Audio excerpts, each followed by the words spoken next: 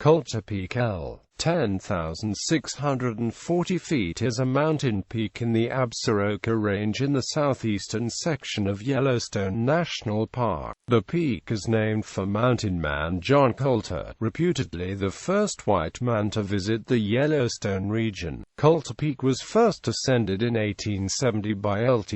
Gustavus Cheney Doane and Nathaniel P. Langford during the Washburn-Langford-Doane expedition. Henry D. Washburn, the expedition leader, named the peak for Langford and Doane. For unknown reasons, geologist Ferdinand V.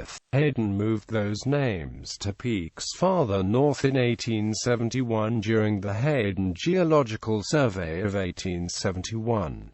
In 1888, Philetus Norris II, park superintendent, named the peak Mount Forum for unknown reasons. In 1885, geologist Arnold Haig gave the peak its official name, Colter Peak. The first detailed map of Yellowstone Lake was sketched by Langford from this peak on September 7, 1870. Doane's account of his and Langford's ascent into the Absaroka Range, 17th day, September 7th.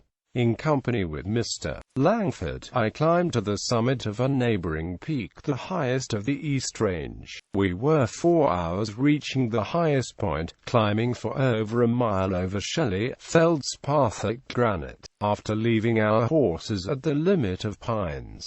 Summit at noon, barometer 20.35, thermometer 65 degrees, elevation 10,327 feet. The view from this peak commanded completely the lake, enabling us to sketch a map of its inlets and bearings with considerable accuracy. On the southwestern portion of the lake rose a high mountain of a yellow rock, forming a divider watershed in the center of the Great Basin, beyond which the waters flowed south and west. The stream we failed in crossing on the previous day rises in the southeast range, running east several miles, and joining another stream from the southwest at Bridges Lake, a sheet of water about 2 miles in diameter, at the foot of a rocky peak about 25 miles to the south, from whence the stream flows due north in a straight valley to the Yellowstone Lake. This valley has a uniform width of about 3 miles, is level and swampy through its whole extent, with numerous lakelets of considerable size scattered at intervals over its surface.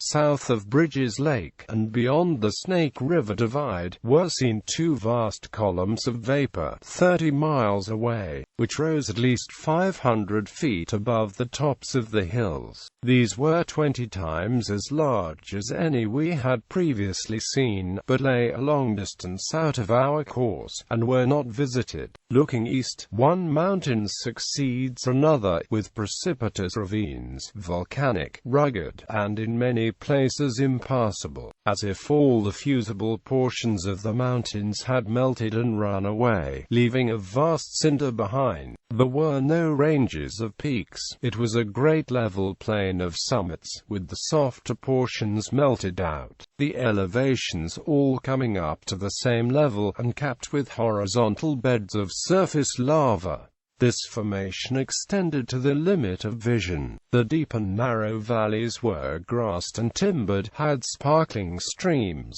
and furnished basins for numbers of small lakes. In fact, there are lakes here everywhere, on the summits of the mountains and on the terraced slopes, in valleys and in ravines, of all sizes, shapes, and qualities of water.